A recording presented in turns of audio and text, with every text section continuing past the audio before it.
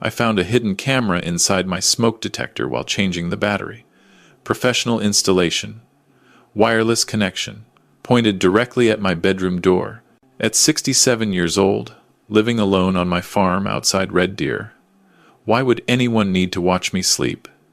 To find the truth, I left that camera exactly where it was. I didn't tell anyone. I just started paying attention. 3 days later, my daughter asked me a question she couldn't have known to ask unless she'd been watching. That's when everything I thought I knew about my family shattered. Before I tell you what happened next, drop a comment below. Where are you watching this from? And what time is it there right now? I want to know how far this story travels across our country and beyond. The Saturday morning battery check was something my late wife Helen started 30 years ago. Every 6 months, like clockwork, change the smoke detector batteries, test the carbon monoxide alarms, check the fire extinguisher. She'd been gone 4 years now, but I kept the routine. It felt like keeping a small piece of her alive. I was standing on my stepladder in the upstairs hallway, unscrewing the smoke detector cover, when I noticed something wrong. The weight was off, too heavy for just a 9-volt battery and some wiring. I pulled the whole unit down and looked inside. There it was, a tiny black cylinder no bigger than my thumb, nestled beside the battery compartment. A lens, a camera lens, pointed through a small hole that had been drilled into the plastic housing. I stood there on that ladder for a full minute, not breathing. I'd been a forensic accountant for the Royal Bank for 38 years before I retired. I'd seen fraud in every shape imaginable. Embezzlement schemes, identity theft rings, insurance scams that would make your head spin. I knew what surveillance equipment looked like. This wasn't some cheap gadget from Canadian Tire. This was professional, expensive, the kind of thing that cost real money and required real knowledge to install. I climbed down carefully and sat at my kitchen table, the smoke detector in front of me like evidence at a crime scene, because that's exactly what it was. Someone had been watching me. In my own home, the home Helen and I had built together in 1982. I made myself think logically. Who had access? Who had opportunity? My neighbor Bill Mackenzie had a key for emergencies. But Bill was 74 years old and thought the internet was a government conspiracy. He could barely operate his microwave. The furnace technician had come by in October for the annual inspection. But he'd been in my sight the entire time, never went upstairs. My grandson Tyler had visited during reading week in February, but Tyler was 20 years old and more interested in my tractor than my smoke detectors. And then there was my daughter, Sandra. She'd been coming by every Sunday for the past 3 months, ever since she moved back to Alberta from Vancouver. She said she wanted to help out around the house, said she worried about me living alone at my age. Sandra had been in every room of this house, multiple times. Alone, I sat back in my chair and rubbed my eyes. No, that was ridiculous. Sandra was my daughter, my only child. She wouldn't spy on her own father. But even as I thought it, another part of my brain was clicking through details like a calculator processing numbers. Sandra asking about my medications last week. Sandra wanting to know the name of my doctor. Sandra asking if I'd thought about what would happen to the farm when I was gone. I'd told her not to worry about it. Told her everything was taken care of in my will. She'd smiled and changed the subject. The accountant in me knew something didn't add up. The father in me didn't want to believe it. I made a decision then. I wouldn't confront her. I wouldn't rip out the camera. I would do what I'd done for almost 4 decades when something smelled wrong with a client's books. I would investigate, gather evidence, follow the money, find the truth. I put the smoke detector back exactly where it had been, camera and all. Let them watch. Let them think I hadn't noticed. And I started paying very close attention to everything my daughter did. The next Sunday, Sandra arrived at 11 with a casserole dish and her husband Greg in tow. Greg was an insurance adjuster from Edmonton. They'd been married 8 years. He'd always struck me as the quiet type, the kind of man who let his wife do the talking while he watched and calculated. That morning, I watched him differently. "Dad," Sandra said, kissing my cheek, "you look tired. Are you sleeping okay?" "Fine," I said. Just getting old. She laughed, but her eyes flicked up toward the ceiling, toward the hallway, toward the smoke detector. We should check your carbon monoxide detector, she said. Winter's ending, but you can never be too careful with that old furnace. I checked everything yesterday, I said. All good. Something crossed her face, just for a second. Surprise? Concern? It was gone before I could name it. Greg wandered off to use the bathroom while Sandra reheated the casserole. I watched her move around my kitchen like she owned it, opening drawers, checking expiry dates on my medications, looking through my mail on the counter. Dad, she said, holding up an envelope. This is from your bank. Did you see the new statements? I see them every month. She hesitated. Have you thought about setting up online banking? It would be so much easier. I could help you. I've been reading paper statements for 40 years. I think I'll manage. She smiled. Of course, just trying to help. Over lunch, Greg asked about the farm. 400 acres of prime Alberta farmland that had been in my family for 3 generations. Land that was worth considerably more now than when my grandfather first broke ground in 1927. The Hendersons next door just sold their quarter section, Greg said casually. Got almost $2 million for it. Good for them, I said. Have you thought about what you want to do with this place? I mean, eventually? I looked at him steadily. Eventually isn't here yet. He went quiet after that. When they left, Sandra hugged me for a long time. Too long. The kind of hug that felt rehearsed. I love you, Dad, she said. You know that, right? I know. After their car disappeared down the gravel road, I walked through every room of my house. I found 3 more cameras. One in the living room light fixture, one in the kitchen clock, one in my office, pointed directly at my desk where I kept my financial documents. My daughter had turned my home into a surveillance operation. That night, I lay awake, staring at the ceiling, knowing a camera was watching me from the smoke detector. I made sure to look tired, confused, like an old man losing his grip on things. Inside, I was already planning my next move. The following Monday, I drove into Red Deer and visited the Alberta Provincial Library. I couldn't use my home computer. If Sandra was watching through cameras, she might have access to my devices too. I'd seen enough fraud cases to know how these things escalated. At the library, I logged into my bank account for the first time in months. I usually relied on paper statements, but something Sandra said had bothered me. The balance was wrong. Significantly wrong. I should have had over $400,000 in my savings account. I was looking at $263,000. Nearly $140,000 had vanished over the past 4 months. I clicked through the transaction history, my heart pounding. Wire transfer to Morrison Financial Services. Wire transfer to Morrison Financial Services. Wire transfer to Morrison Financial Services. The same company. Over and over. Amounts ranging from $15,000 to $30,000 at a time. I'd never heard of Morrison Financial Services. I'd certainly never authorized any transfers. I Googled the company. Nothing. No website. No registration. No business license on file with Service Alberta. A ghost company. The kind I used to find buried in fraud cases. Someone had been stealing from me. Someone with access to my banking information. I thought about the camera in my office, pointed at my desk. Pointed at the drawer where I kept my bank book and password list, because Helen had always insisted I write everything down in case I forgot. I closed the browser and sat there in the library, surrounded by retirees, reading newspapers, and teenagers doing homework. My hands were shaking. My daughter was stealing from me. My own daughter. But I needed proof. Concrete, undeniable proof. The kind that would hold up in court. I drove to the RCMP detachment in Red Deer. I'd worked with several officers over the years during bank fraud investigations. Constable Murray Chen had been one of the good ones. Murray wasn't there anymore, transferred to Vancouver 2 years back, but I spoke with a sergeant named Williams. I told her what I'd found, the cameras, the unauthorized transfers, my suspicions about Sandra. She listened carefully, took notes, asked questions. Then she leaned back in her chair. Mr. Carruthers, I believe everything you're telling me, but I have to be honest.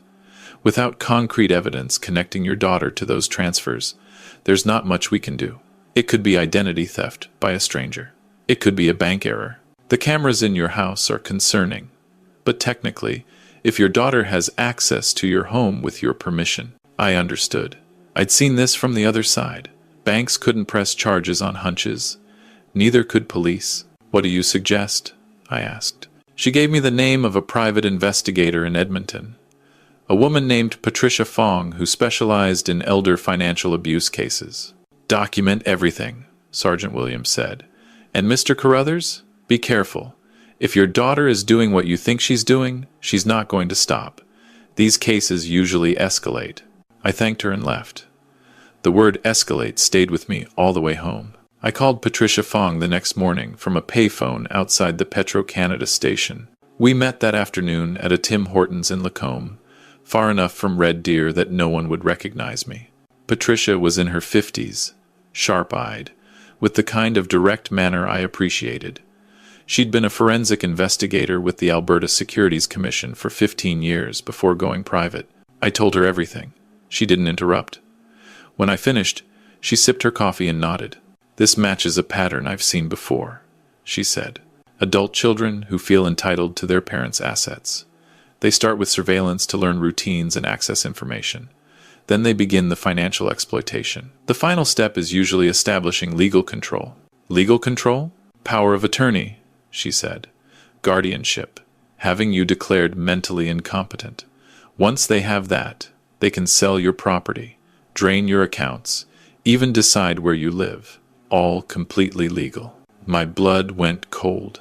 Sandra had asked about my doctor, asked if I was sleeping okay, asked if I felt confused sometimes. How do I stop it? First, we gather evidence.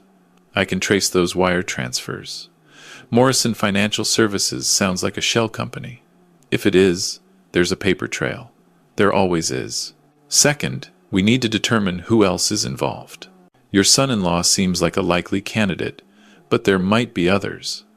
Third, we document everything about those cameras. Serial numbers, installation dates, transmission frequencies, all of it. And then we take it to the RCMP with a case they can actually prosecute. She paused. But Mr. Carruthers, I want to be clear about something. If your daughter really is behind this, confronting her could be dangerous. These situations can turn violent when the target realizes they've been caught.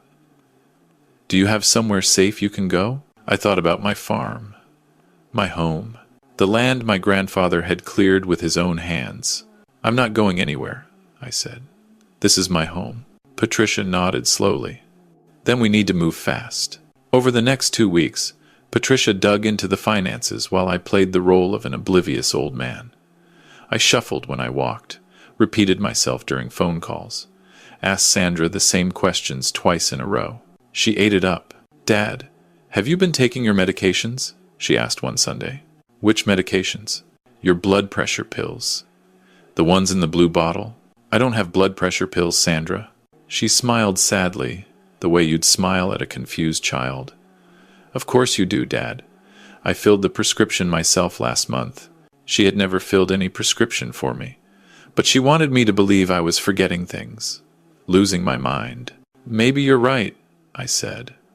I get confused sometimes. Her eyes lit up. It was the most disturbing thing I'd ever seen from my own child. That night, Patricia called with news. Morrison Financial Services, she said. Registered in British Columbia 6 months ago. The director of record is Gregory Morrison. Does that name mean anything to you? Gregory. Greg. My son-in-law's name was Greg Morrison. He didn't even bother to use a fake name, I said. They rarely do, Patricia replied. They don't think they'll get caught. I've also traced the wire transfers. The money went from Morrison Financial Services to an account in the Cayman Islands, then back to a numbered company in Alberta. That company recently made a bid on agricultural land. Let me guess. My agricultural land. Patricia was quiet for a moment. Not just a bid. They've already started the paperwork. I found a draft purchase agreement. They're buying your farm from you, or rather, from someone acting on your behalf with power of attorney. I don't have a power of attorney. You do now, she said. It was filed with the Alberta Court of Queen's Bench 3 weeks ago. Your daughter is listed as your attorney for property and personal care, effective immediately. I sat down heavily. That's not possible. I never signed anything. The signature on file matches samples from your bank documents. They must have traced it from something you signed. A birthday card, a check, anything. My mind raced. The birthday card I'd signed for Tyler. Sandra had watched me write it. She'd offered to mail it for me. What do I do? We go to the RCMP tomorrow. I have enough now to make a case for fraud, forgery, and elder abuse. But there's something else you should know. What? I pulled phone records for your daughter and son-in-law. They've been in contact with someone at a private care facility in Edmonton. Multiple calls over the past month. I think they're planning to have you committed. Committed? It's part of the pattern. Once they have power of attorney, they can have you declared mentally unfit. A doctor signs off, you go into a care home, and they have complete control over everything you own. It's been done before, more often than you'd think. I hung up the phone and sat in the darkness of my living room. The camera in the light fixture watched me silently. My own daughter was planning to steal my money, take my land, and lock me away in a care home, all while I smiled and ate her casseroles. I thought about Helen. What would she say? What would she do? She'd fight, I knew. Helen never backed down from anything in her life. Cancer took her, but she fought it every step of the way. She wouldn't want me to give up now. I looked up at the camera. Watch this, I said quietly. The next morning, Patricia and I met with Sergeant Williams and 2 investigators from the RCMP's Integrated Market Enforcement Team. I brought everything. Bank statements, camera photographs, the forged power of attorney. All of it. The investigators listened. They examined the evidence. They made calls. By 3 in the afternoon, they had enough for arrest warrants. We'd like to bring them in tomorrow, one of the investigators said. But there's a complication. What kind of complication? Your daughter made a phone call this morning to a doctor at the Misericordia Community Hospital in Edmonton. She scheduled an appointment for you on Thursday. A cognitive assessment. They're accelerating the timeline, Patricia said. The investigator nodded. If they get a doctor to sign off on diminished capacity, this gets a lot messier. They could claim they were acting in your best interest, muddy the waters, legally. What do you suggest? We arrest them tomorrow morning. Before the appointment. I nodded. Do it. They sent me home with instructions to act normal. Don't change your routine. Don't let on that anything is wrong. Tomorrow, we'll have officers at your farm by 8. I drove back to Red Deer as the sun set over the prairie. The fields were still brown from winter, but here and there I could see hints of green. Spring was coming. New growth. When I got home, Sandra's car was in the driveway. She was waiting in the kitchen. "Dad," she said, her face arranged in concern. "Where have you been? I've been calling all afternoon." I went for a drive. Felt like seeing the countryside. You can't just disappear like that. I was worried sick. I'm 67, not 97. I can go for a drive if I want. Her eyes narrowed. Just for a second. I saw something cold there. Something I'd never noticed before. "Of course you can," she said, softening. "I just worry. You've seemed so tired lately. Confused." "I'm fine, Sandra." "Are you, though?" She stepped closer. "Dad, I've been meaning to talk to you about something. There's a doctor in Edmonton I'd like you to see. Just a checkup, making sure everything's working the way it should." "What kind of doctor?" "A specialist. Cognitive health." She reached out and took my hand. "It's nothing to be scared of. Lots of people your age go through this. I just want to make sure you're being taken care of." I looked at her. My daughter.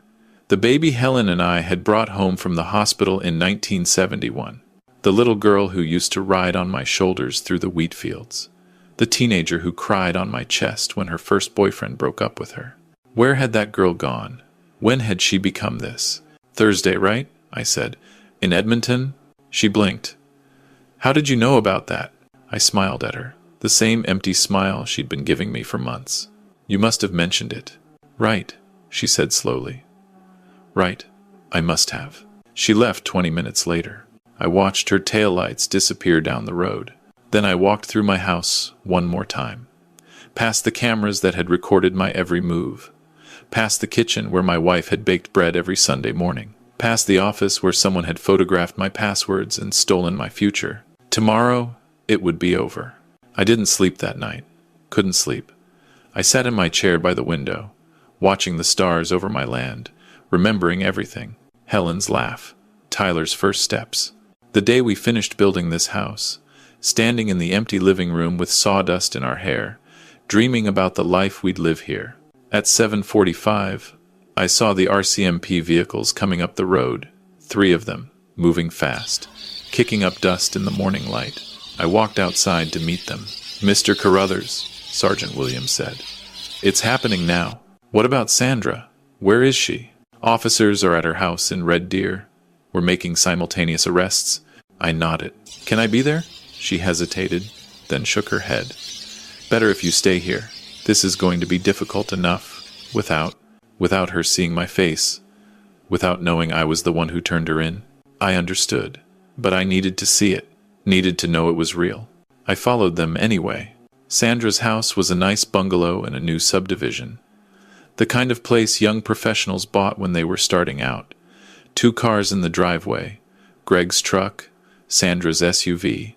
The officers approached the door. I stayed back, watching from the road. Sergeant Williams knocked. The door opened. I saw Greg's face, confused at first, then pale as he understood. Then I heard Sandra, screaming. Not words, just sound, raw and furious. 2 officers brought her out in handcuffs. Her hair was wild, her face twisted with rage. She looked nothing like my daughter. She looked like a stranger. Then she saw me. The screaming stopped. Her face went blank, empty. "Daddy," she said. Her voice was small, like a child's. I didn't say anything. Couldn't say anything. "Daddy, you don't understand. I was trying to help you. You're not well. You need help." Still I said nothing. Her face changed again, the mask dropping away. "You stupid old man," she spat. "Do you have any idea what you've done? That farm should have been mine years ago. You should have been in a home years ago. But you just keep hanging on, wasting it all on property taxes and tractor repairs while Greg and I struggle to make ends meet." I found my voice then. "I loved you, Sandra. Everything I built was for you and Tyler. All you had to do was wait, ask, talk to me." She laughed, a bitter, ugly sound. "Talk to you? You never listened. Mom was the only one who understood. When she died, you should have just—" She stopped herself.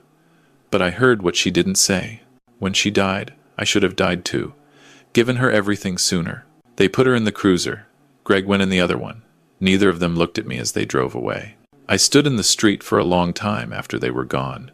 A neighbor came out and asked if everything was okay. I said yes. What else could I say? The investigation took months.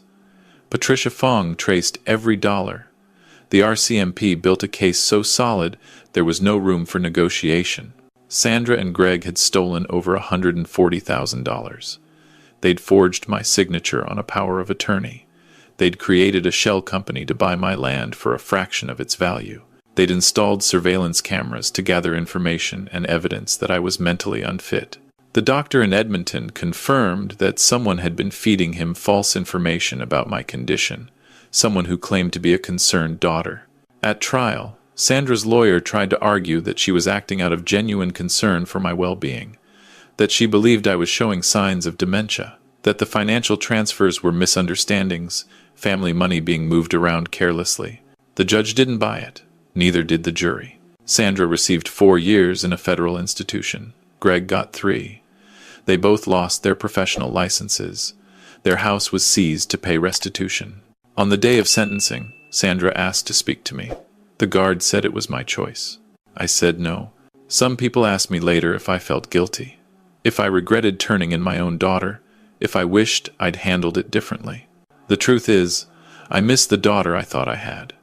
The little girl who picked wildflowers in the back field. The teenager who made me burnt pancakes on Father's Day. The young woman who held my hand at Helen's funeral. But that person, and the person who installed cameras in my bedroom, forged my signature, and planned to lock me away in a care home. They're not the same. Maybe they never were. Maybe I just didn't want to see it. Tyler came to visit last month. He's 21 now, finishing his degree at the University of Calgary. He wanted to apologize for his mother. Said he had no idea what she was doing. I told him he had nothing to apologize for. The sins of the parents don't transfer to the children. We walked through the fields together. The wheat was coming up green and strong. It would be a good harvest this year. "Grandpa," he said, "what's going to happen to all this?" I told him the truth, that I'd changed my will, that the farm would go to him when I was gone, held in trust until he was 30, that I'd set up education funds for any children he might have someday. He cried, hugged me, thanked me. "That's not why I did it," I said. "I did it because it's right, because family is supposed to mean something, and because I trust you." He looked at me with Helen's eyes. "I won't let you down, Grandpa." I believe him. Looking back now, I realize how close I came to losing everything. Not just the money or the farm, but my freedom, my dignity, my identity. If I hadn't noticed that camera, if I hadn't trusted my instincts, if I'd just believed what Sandra wanted me to believe, that I was a confused old man who couldn't take care of himself, I'd be in a care home right now, drugged, docile, watching my land get sold to strangers while my daughter spent my money. It happens more than you think. Patricia told me she handles dozens of cases like mine every year. Most of them never get reported. The victims are too ashamed, too confused, or too scared to come forward. They die in care homes, wondering what happened to the families they thought loved them. If you're watching this and something feels wrong in your own family, trust that feeling. Document everything. Tell someone you trust. Contact the authorities. And remember that the people who hurt us most are often the ones we'd never suspect. The lesson I learned is this: love is not an excuse for exploitation. Blood is not a license to steal. And age does not make us helpless unless we allow it. I'm 68 now, still living on my farm, still changing the smoke detector batteries every 6 months, just like Helen taught me. The cameras are gone. The shell company is dissolved. My accounts are secure. And every morning, I walk through my fields and thank God for another day on this land that 3 generations of my family have worked. Some stories don't have happy endings. Some wounds don't heal. But I'm still here, still standing, still fighting. That has to count for something. Where are you watching this from? What time is it there? Have you ever discovered a betrayal you never saw coming? Share your story in the comments below. And if this shattered vengeance story touched your heart, please subscribe to our channel and hit that notification bell. Because every week, we share true stories about love, loss, betrayal, and the strength it takes to survive when the people you trust the most become the ones who hurt you the deepest. Thank you for listening. Stay safe, stay vigilant, and never let anyone make you believe you're less than you are.